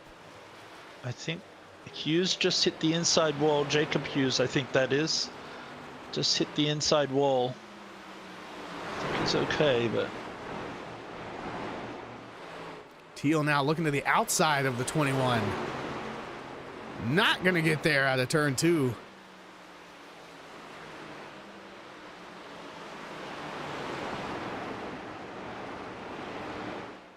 It'd be interesting if a yellow came out with Teal and Bryce at the front, because Teal's had something for Bryce the whole race. First he has to deal with Boyd. Boyd's a pretty slippery character. He's pretty quick. Both of these drivers facing adversity in the race. The problem is just the timing. Teal got his after lap 100, whereas Boer had his earlier in the race around lap 64. And a little longer to recover. Teal has to deal with Ryder right now. Ryder's pushing him pretty hard as well from behind.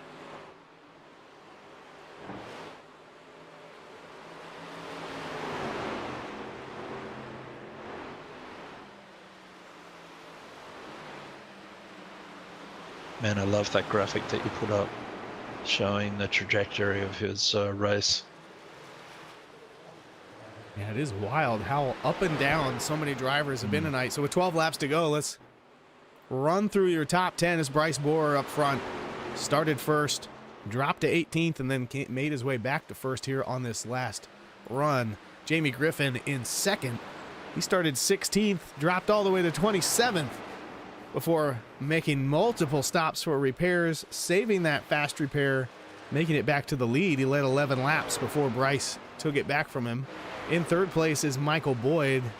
He started in third and then also had to drop back after one of the accidents. He's fought his way back into the top three.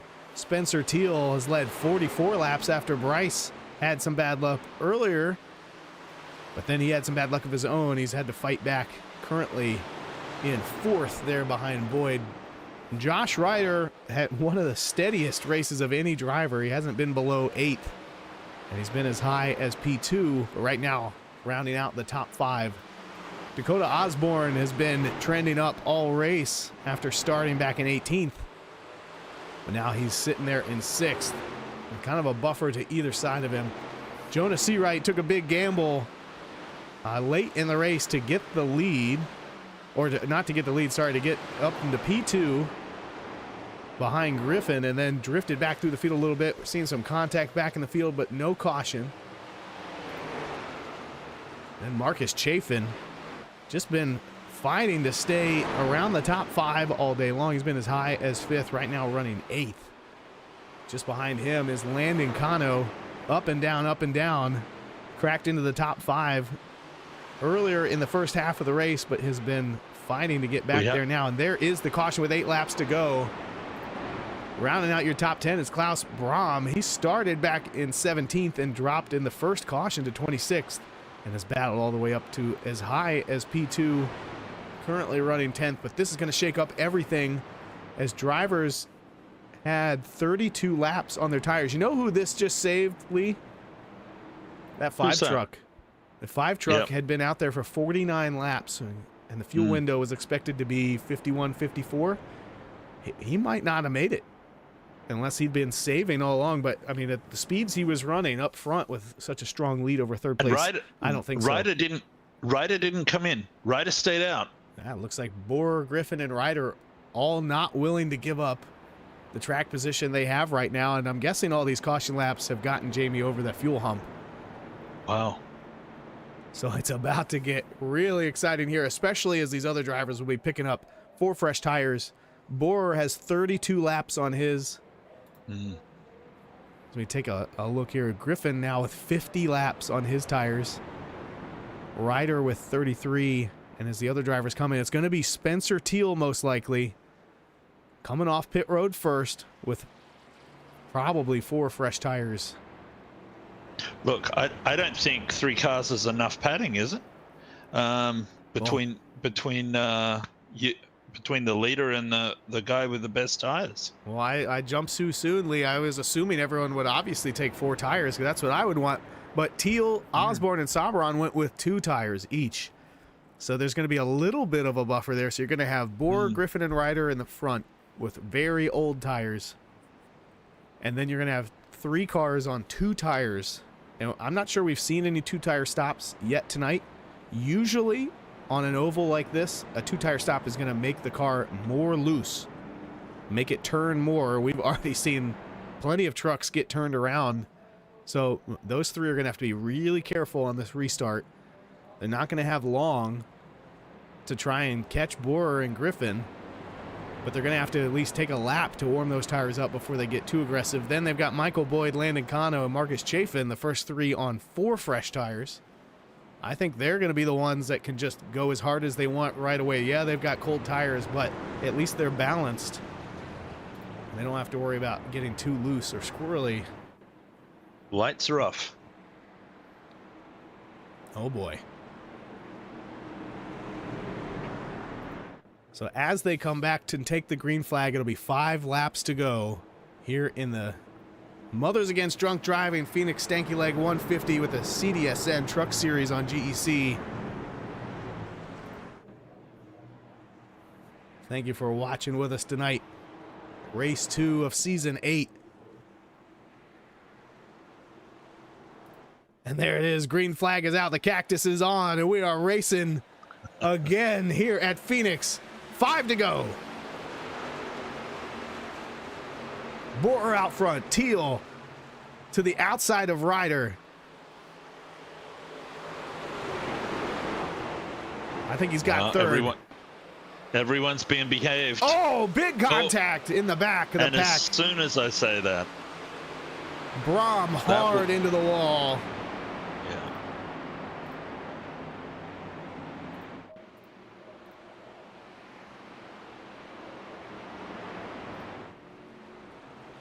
Not what he was looking for.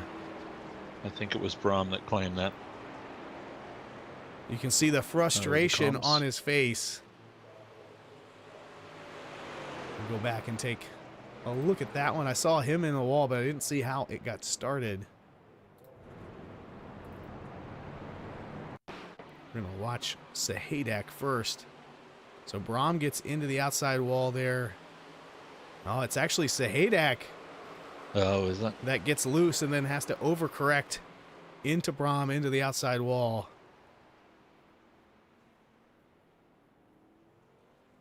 The 00 has been just kind of riding out back. Just doesn't seem like Phoenix is his track, at least not tonight. Oh, man, poor Brahm. He was nearly by. Yeah, we talked about it. He gotten as high as second there and then was riding just at the end of the top 10 when that happened. So now we're going to be set up for a true green-white checker finish. Number 1. Now, did you say Teal took 2? Teal did take 2. He made it up to 3rd before the caution came out. That's probably the ideal position rather than being on the outside.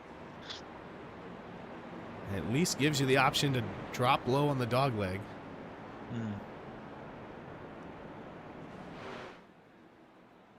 And then Ryder will be to his outside.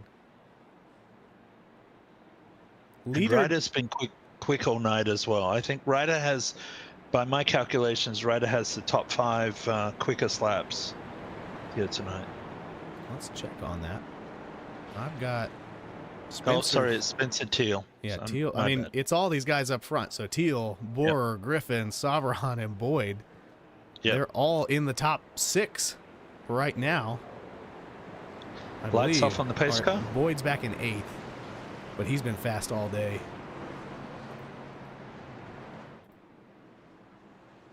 Yeah, 13 cautions so far.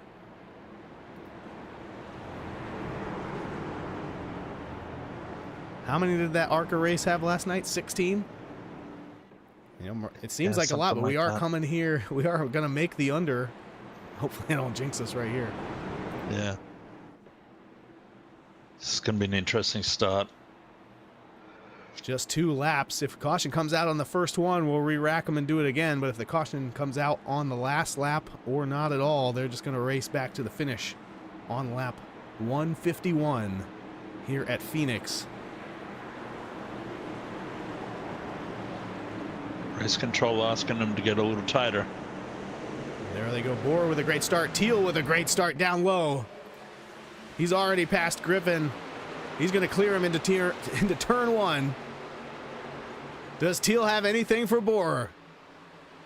He's got 2 fresh tires, and he is gaining out of turn 2.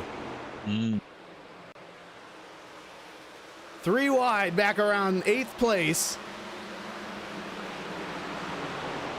Teal and Borer up front. Borer goes wide, tags the wall. Spencer spins and saves Does he hold it? Griffin to the lead. No, Borer's still in the lead. Griffin to 2nd. Sauber on 3rd now. Oh, he's out of shape. Oh, saves it. What a dramatic finish here at Phoenix. 3 wide. Well, Door back 3 in. cars into 4 or 5 Sauber cars goes into the wall around. back here. Borer is going to hold on and win the Stanky Leg 150 at Phoenix. Jamie Griffin is 2nd, and Spencer Teal manages to stay in 3rd. All three of those drivers getting sideways there in the final 2 laps. And then stick the podium finish. How about that?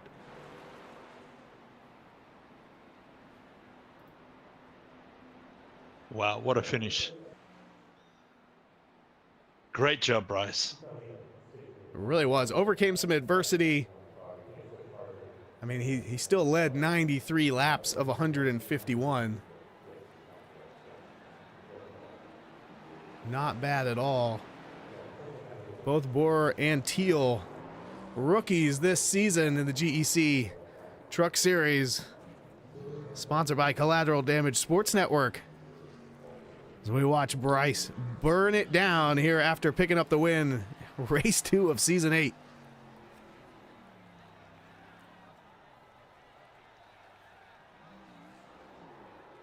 What a great effort by Jamie. He had a horrible start to this race and a great finish to this race. Bryce seemed to be a little bit too quick for Jamie. But man, Jamie did a great job, really consistent there all evening. Yes, sir. And Jamie had some of the quickest times out there. I think he ended up with the third on what I have for the top 5 quickest laps out there. Bryce still celebrating. Come down pit road. We're going to snag our top 3 podium drivers for interviews. And while we wait for that, take a look at our final finishing results. Bryce Borer, Jamie Griffin, and Spencer Teal on the podium. John Boy Hughes going to pick up the Hard Charger Award, gain 15 positions. Bryce led the most laps with 94. Spencer Teal had the fastest lap of the night, 27.293. And Bryce also started on the pole. So it was 151 laps, 152 miles. It's showing 1 lead change. That's not right. Yeah. We're going to have to check the data on that. But 13 cautions for 40 total caution laps. Then it was Landon Cano, Josh Ryder, Marcus Chafin, Jonah Seawright, Michael Boyd, John Boy Hughes, and John Anthony rounding out your top 10 here tonight. So as we wait for Spencer and Bryce to join us in the booth, I'm going to go ahead and welcome Jamie Griffin in as he's already here. Jamie bringing it home, P2. I mean, you're caught up in about 3 cautions in the first 10 laps, and then you find your way back to the front. Walk us through your night. Well, honestly, man, I was sitting there nursing a lot of damage. Like you said, I was involved in a couple of those in the beginning. Wound up nursing down, I want to say, 1 minute 30 seconds in damage. Still had my fast repair at the end of the race. The most concerning part of the whole thing was coming to the end. I seen everybody but me and the leader not pit, right? So I'm like, oh, great. Now I'm on like 35 lap old tires. These guys are all fresh tires. What's going to happen on these restarts? Bam, another caution, green, white, checkered. 2 laps to go. I knew we were going to be able to hold it together for at least 2 laps. Scared me a little bit when he got underneath me, but man, I'll tell you, my heart is still pounding. I'm sweating. Yeah, just an impressive way to make it back to the front with a little bit of pit strategy. I mean, were you nervous? Were you close on fuel there trying to stretch it? I was doing a lot of calculations up here to try and see if you were going to make it. Yeah, if it wasn't for the last couple cautions, I was right on the line, like right on the line. But yeah, those last couple cautions put me about 2 laps above the line, so didn't have to really worry about fuel at all. I was just worried about those 30 lap old tires. Well, congratulations. Strong run. We were on board with you a couple times, saw the intensity and frustration in your face at times. But yeah, nothing wrong with P2. Love seeing that 5 truck do well out there at Phoenix. Jamie, it was a blast. I thought you were out of it, mate. I thought you were done there at the beginning. I thought, oh no, in the first 15, 20 laps, he's done. But man, you came back. You were so quick. I don't know if you know this, but you were 3rd on the list of quickest 5 laps. Just so you know. Yeah, and I seen all those guys. They were riding that middle line on 1 and 2, and riding a little low on 3 and 4. But I couldn't figure out where I wanted to be, and I found out that My fastest line was on the low line the entire time around the track, so it really paid off at the end. Man, Bryce had some speed tonight. It doesn't look like we're going to have him up here in the booth I'm going to pull him tonight, in but here. I think maybe these new guys don't know they can jump up on their own, so we'll pull them in here in a minute. yeah, no problem. So I was looking for him, but Bryce had a lot of speed today. Yes, sir. Who was our Hey, second Bryce. place guy? Hey, So Or third? Bryce was first, followed by yourself, Jamie, and then of course Spencer Teal. Bryce, you were so quick tonight, man. You had the speed all evening. Tell me, what's your secret around here? just doing whatever the car wants me to do with it. I mean, it was horrible getting into practice. The thing was just got awfully tight. Really? Made a few adjustments, loosened it up, got it to where I felt okay. Maybe not a football field back up these corners, but got it to the 50-yard line and was able to just kind of set it on that right rear, leaving the corner the best I could. And yeah, like I said, just take care of it. And yeah, manage the tires pretty well. And yeah, a little unfortunate there halfway through wherever it was where got dinged up into the wall, had to start from the back, but flopped my ass off to get back up there. And yeah, towards the last lap there with Spencer, I was just praying on the win. Just You know, Dang, that no that was tires. one of the most impressive things for me is how clean you kept the truck when you came back through the field. I don't think you touched anybody. I don't think your truck had a mark on it all night.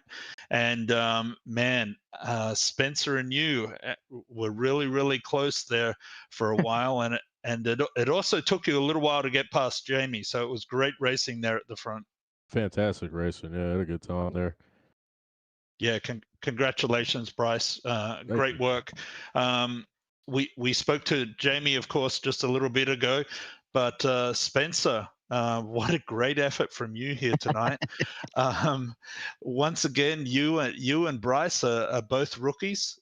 Great to see you out front. Great to see you on the podium for GEC.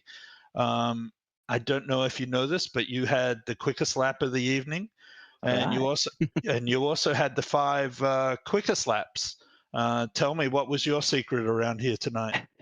I'm not sure. You know, when I first started this, I dreaded this place. And then for some reason, I found something that clicked. I've been here numerous times and had multiple chances to win and find some way of messing it up. And I think I messed up again. I sped in pits just a little bit. So I had to do the old Bryce maneuver and start in the back and work my way back up. And that was really fun. Everybody, it was great to drive around. Everybody, were very respectful and stuff like that. And I would try not to ruffle feathers or whatnot. But yeah, at the very end, I know Bryce stayed out, and I decided to take 2 tires and see what happens. And Man, actually, we thought you had it. We thought you had it. We up in the booth. well, I think we thought you were going to give him a run for his money on that last lap. Oh, he did. We I did. decided to step on it at the same Yeah. time.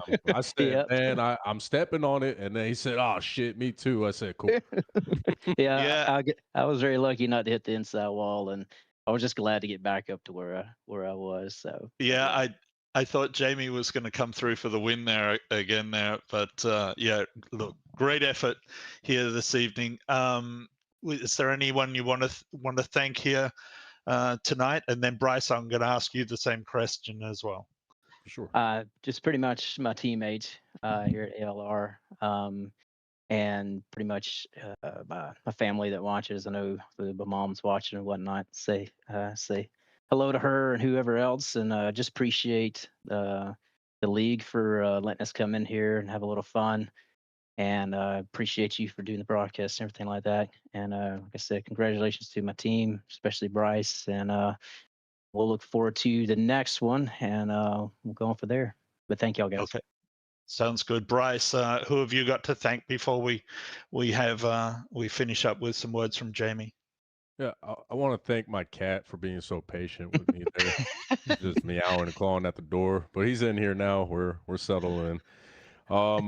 No, I appreciate you guys. Fantastic thing you guys got going on here. You know, it's been a little bit. We were kind of hunting for the right league. I hate to use that word and make it, feel heavy, but yeah, it's hard finding a good group of guys who get together and, just want to get out there and race together without the shit, the drama.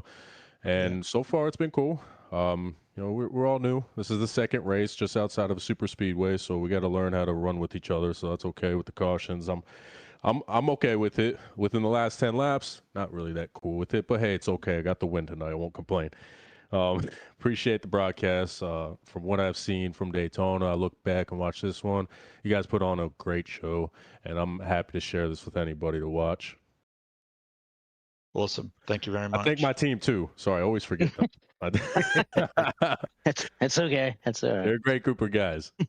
Yeah. Well, Cochrane does all the great work here on this broadcast, and of course, Jamie does a great job on the Cup side.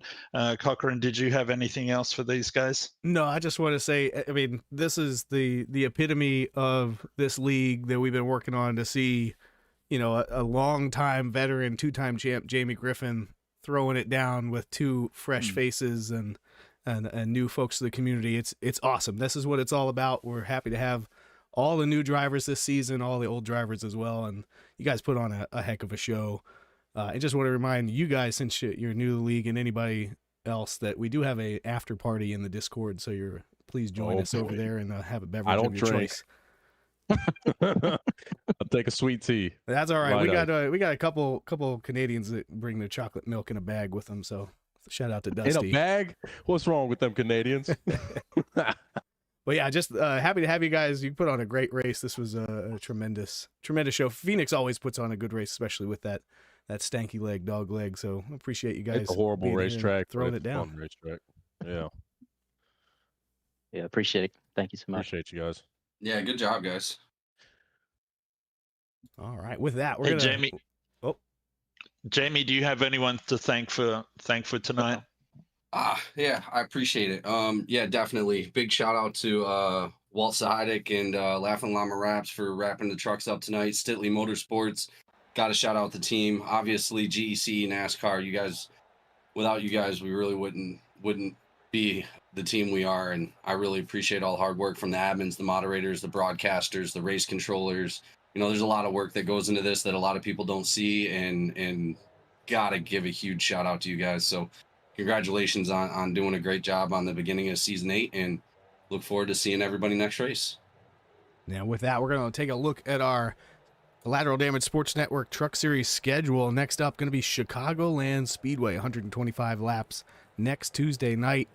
Then it's on to Road Atlanta and Bristol before the rest of the regular season, so we hope you can tune in then. Also, join us on Thursdays for our Cup Series. Jamie will be up in the booth broadcasting that for all of our race fans. And with that, we'll see you next week. Thanks for tuning in.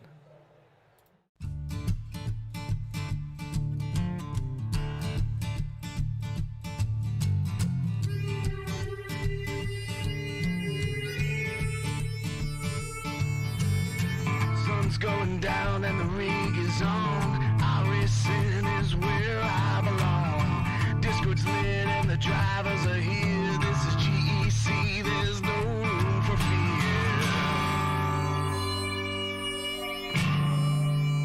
Green flag drops and the engines roar. 40 cars and we all want more. Mash the gases, we're on the line. 4 wide and we're feeling fine. Drifting close in a slipstream dance. Taking the cars in a high-speed trance. Try oval side by side.